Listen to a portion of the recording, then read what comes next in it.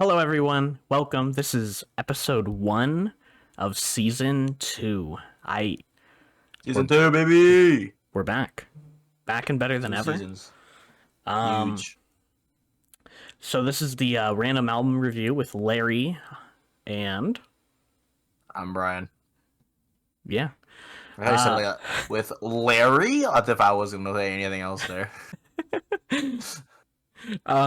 So the way this works is each week Brian and I are we're gonna alternate choosing an album for the other person to listen to for the first time. We get on camera, we talk about it a little bit, we educate the other person on the album, and then we kind of learn each other's music. We give a short, brief discussion. We talk about our favorite songs, our least favorite songs. We give them a score, and then we move on. It's pretty simple. That was life. Not a hard concept. Really, really simple, really easy. But I know we were supposed to be back about a month ago. We were supposed to be back a while ago. Life got a little busy again. That was the original reason we took a break. Things continued to stay busy. Brian's birthday happened. My birthday happened. A bunch of stuff happened. We're back now. We'll be back every week. Once a week. Every week. Once a week. But more importantly, we are changing something just slightly. We are moving episodes. New episodes are coming out Fridays now. Friday! That way, everybody gets out of work on Friday. It's time for the weekend. What are you going to do? You're going to crack open a brewski, and you're going to throw on the random album review with Larry and Brian. You're going to throw on two random dudes talking about music for no reason. You're going to spend 20 minutes of your life wondering, what am Why I did doing? I listen to that? What am I listening to? But that's okay. That's okay. We hope to be your after work entertainment on a Friday. Another small thing is I know we've talked with some people about potentially taking album suggestions from people in the future. But Brian and I still have a lot of albums that the two of us really like, and we both really want to hit home on those albums in this season before we open things up to some new suggestions. So for this season, we're just going to be doing our albums, but we will get to some new albums from some of our friends in the future. Maybe fans. Ooh. Do we have those? No. I hope so. Actually, we do. We do. It's true. You can't see it. It's there. There's a fan up there somewhere. Look up my name. True. It's true. So anyways, as you may have noticed, we are in black and white right now because Wait, no, I'm not. What are you talking about? What? Oh my god, wait. No way. Me too, man. Hold on. We're coming back. All right, we're back. You're slowly coming back. There we go. All right. We're back. So Live in in honor of this week's album, we were in black and white for the first portion of this episode because this week's album, as you can see down at the bottom, is The Stranger by Billy Joel. It's his 5th studio album. It came out September 29th of 1977. Dang. My parents were about young. Very young. Neither of my 77 parents were born. Wow, you got some young people. My dad was born months later. Okay. He was born Mildly young people. Yeah, he was born just a few months later. But neither of my parents were yet on the planet, so but absolutely, I mean, as you've heard the album now, fun album, very good album, a rock and roll inspired, but there's piano, there's saxophone, there's use of whistling. This album's kind of all over the place. It's a ton of fun. Very good. I like it a lot. But this album was very, very important for Billy Joel because this was his 5th album. His 2nd album was his first, kind of breakthrough. He started to make some waves in the scene. His 3rd album flopped. His 4th album flopped. And then Columbia Records, which at the time, one of the biggest record labels in the world, Columbia Records threatened that if his fifth album did not do well, he was going to be cut from the music scene, and he probably wouldn't make it. After, 5 albums, if it doesn't stick, it might not just be meant to be. Yeah. So this album... Good thing I went through, though. Yeah, this album was extremely, extremely important for his career. He, specifically on the tour for his previous album, the 1976 Turnstiles, when he was touring for this album, he had for the first time, he had like a live band touring with him that was playing the other instruments. And he specifically wanted that band to be on this album playing the instruments with him, like at the same time of the recording. So that way it felt like a more fluid production. It was everybody working together rather than these people learning the music later.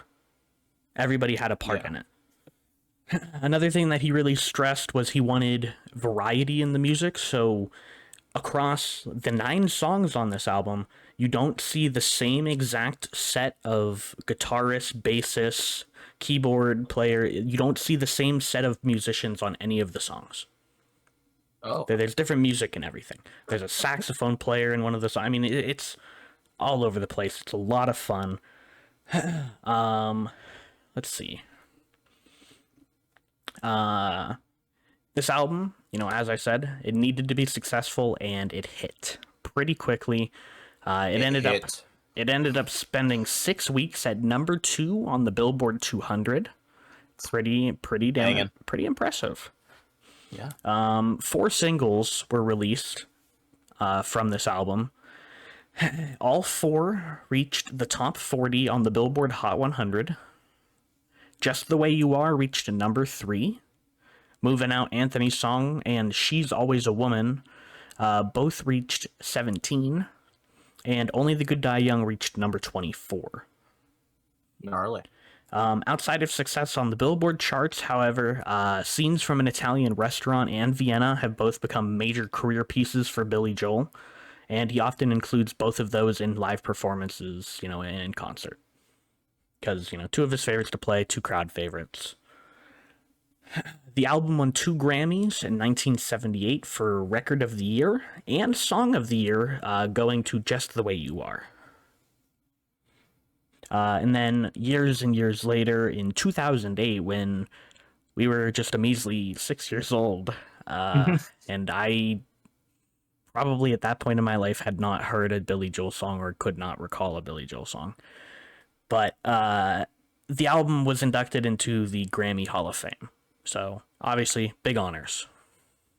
Yeah. Production of the album took place over the course of just 3 weeks. Like, they were in the studio working. And Billy Joel has gone on to say that 3 weeks of time in the studio working with the band, and then also working with the producer, it is up here. Paul Simon. Wait, no. Where is his? Oh, bro's notes, come on, man. Phil Ramone. It was all the way down here. Phil Ramone. He said the time with the band members and Phil Ramone, the 3 weeks all working together, as much as it was work, he said it was an absolute blast, some of the best times of his life. The 3 weeks kind of flew by.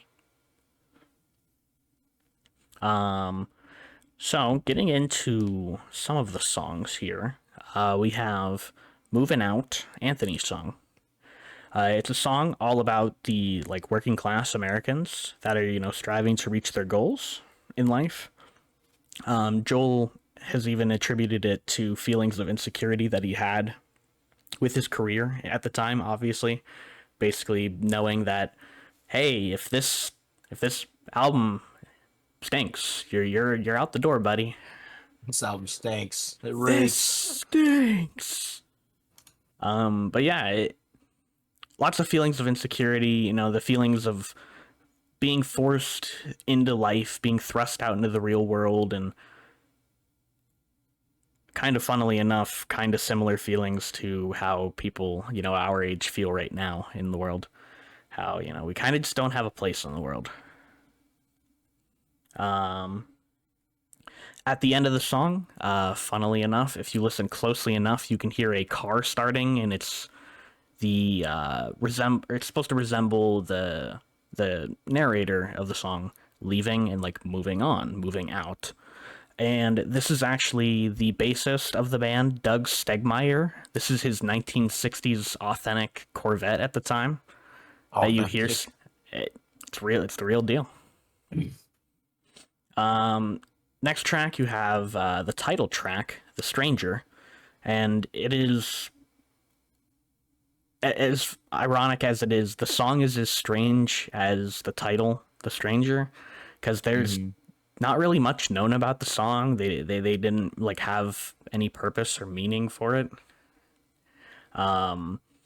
During the recording session, Billy Joel had whistled the eventual tune of the track in the studio to producer Phil Ramone, and he expressed wanting it to be played on an instrument for a song, but Ramone ended up telling him that it was the whistle of a stranger, and then it ended up being on the song just like that, and that's, in the song, that's what you hear. And that's kind of like the whole purpose of The Stranger. It's just not really knowing. It's a song about mystery, man. I don't know what to tell you. The mystery man. The Mystery Man. Third song, Just the Way You Are, was written about Joel's then wife and manager, Elizabeth Weber. But just a few years later... and manager. Yeah, not a good combination, by the way. A few other people have tried it. It doesn't work. It just doesn't. You can't mix relationships and love. It does not work. You should have told him. Someone should have warned him. Y'all ever hear of Fleetwood Mac? Come on.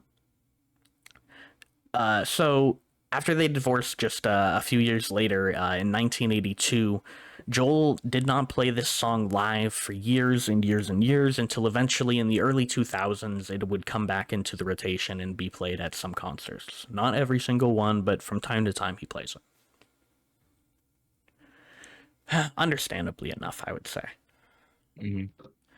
Scenes from an Italian Restaurant, one of my favorite songs on this album. It's the longest of, actually, I believe, any Billy Joel song. Barring anything new that has been released, which I think he's only released one new song in like the last 10 years or something. I think I just heard that somewhere.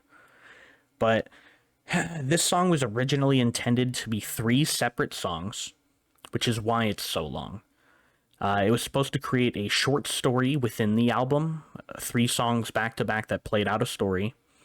But instead they felt it was better to put it all into one song to create just one song that was a story. So the first portion of the song sets the scene of an Italian restaurant in New York City. The second part is a reminiscing between 2 friends and they haven't seen each other in a while. And then the third part is the friends reuniting, you guessed it, at the Italian restaurant. Crazy, unbelievable, shocking, never would have guessed, unbelievable. Who would have thought? Never, I mean, come on. You could have got Lo Mein down the street. What are you doing? All right, man. So then you have Vienna. Obviously, I mentioned earlier, another one of his big career pieces that is played at just about every show. Everybody loves this song. I love this song. It is a song about finding yourself in life, not rushing into life. You have time. You don't need to, go out and push yourself and push yourself and push yourself at such a young age to make it, because you have time. You don't have to go right now. As much as it might feel like it, because, other people or other things in your life, you don't have to. Only the Good Die Young. Because of feelings that the song is anti-Catholic, the song was banned. I will explain. Because there were feelings that the song is anti-Catholic, the song was banned from many radio stations when it came out. And Joel says that in the weeks following the song being banned from radio, the public got, word that the song was banned. And funnily enough, album sales shot through the roof. And eventually, radio Huge. stations banning Only the Good Die Young is the reason why we still have Billy Joel today. That's crazy. Crazy, like crazy domino effect. Like, imagine being so gutted hearing that your song got banned from radio. So gutted. Like, oh man, I worked so hard on it and it's not going to be played on radio, just to find out a week later when the sales report comes in.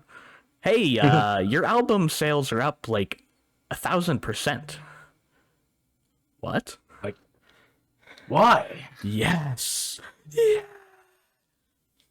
Billy Joel is staying, baby. Billy Joel is staying forever. And then the last song I wanted to cover briefly, She's Always a Woman. It's a love song about loving someone for who they are and accepting them for their flaws, and not just accepting them only when they're perfect, because as we've said before on this show in many, many episodes, we are all humans. We make mistakes. One mistake doesn't break someone. It shouldn't. Big mistake, maybe. But the little Big mistakes, mistake, maybe. you can work through it. I'm going to skip the last two songs because, and you'll come to find out shortly, not my favorites. What? Crazy. Wow. Brian, it's time. I got to ask you for the first time in season 2. Favorite songs? I liked Moving Out. Mm-hmm. It's up there. Banger. The Stranger's really good. I like the riff, I guess it is. It's not a guitar, I think, so. The melody, rather. I don't know. And Just the Way You Are. Just the Way You Are. Instrumental, Some yeah. other band. Yeah. There's a lot of good songs on this album. It really is an almost front to back, like, beautiful album. Nearly. Very nearly. Really, huh? Personally, I have a few favorites. Moving Out, great song. Scenes from an Italian Restaurant, great song. Only the Good Die Young, also a banger. Personal favorite though is Vienna, and it just, that song makes me. That's a very good song. That song makes me cry. It's beautiful. I love it so much. It resonates in my soul. It does. So Brian, It's Larry. do you have any least favorite songs? No. Okay. Same as season 1, guys. Fair enough. I don't dislike No, any that's songs. yeah. We've gone through this before. No, that's fair. That's fair enough. For me, I'd personally say Everybody Has a Dream. The last song, it slows down too much. Like, the album was kind of picking up at the end because you have Vienna, which is a little slow, but it's a really good song. Only the Good Die Young is faster paced. She's Always a Woman is a little slower than Only the Good Die Young, but it's still decently fast.